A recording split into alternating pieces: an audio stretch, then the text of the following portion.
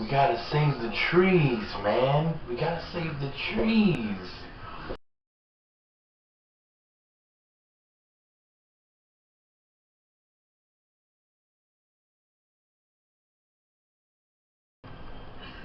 Dr. Seuss's The Lorax in 3D. Okay, so with The Lorax, it's kind of a story within a story here. First, we meet Zac Efron's character who lives in Thneedville, and everything's plastic and fake, and the trees are all fake, and due to the lack of natural resources, there's no clean air. The only way to get clean air is to buy it from this little midget man named O'Hare. So being infatuated with Taylor Swift's character, he finds out that what she really wants more than anything in this world is to see a real tree. So he must travel outside of town to go find the Onceler. And then the Onceler tells his story where he meets the Lorax, which would be our other story. Now I don't remember the Lorax book very well. I guess it wasn't my favorite Dr. Seuss book.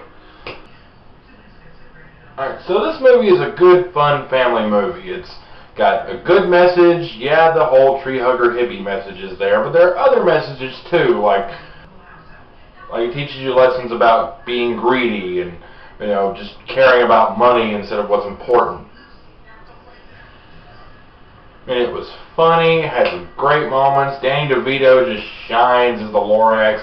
Although you don't see him as much as you'd like to in this movie, which is kind of a minor gripe for me. Ed Helms is also in this movie. He plays the Onceler, and I'm actually a pretty big fan of Ed Helms. I like his style of comedy.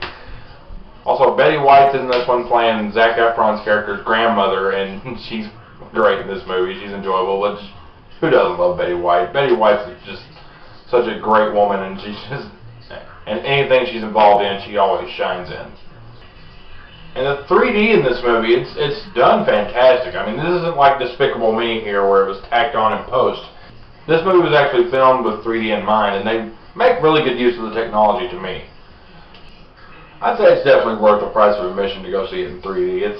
It's really fun to watch. I mean, it'd probably be just as enjoyable in 2D, but me and my son had a lot of fun watching this in 3D.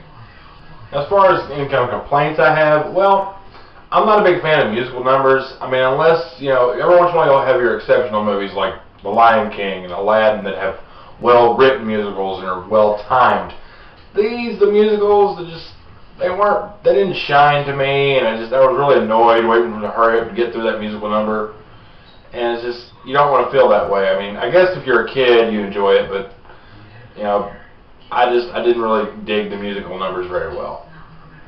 If you have children, take them to see it. I mean, it's fantastic. They'll love it.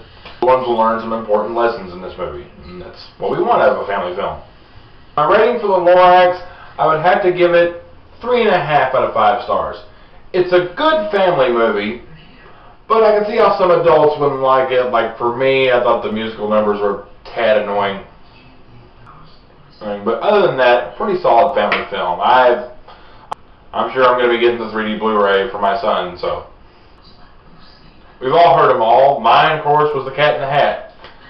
And I mean the book, not that atrocious Mike Myers movie they did so many years ago. Ugh, God. I'd like to forget that. Be sure to leave your comments below. And I want to thank you guys, as always, for subscribing. And this has been JBJ at the Movies, your source for what to see at the movies.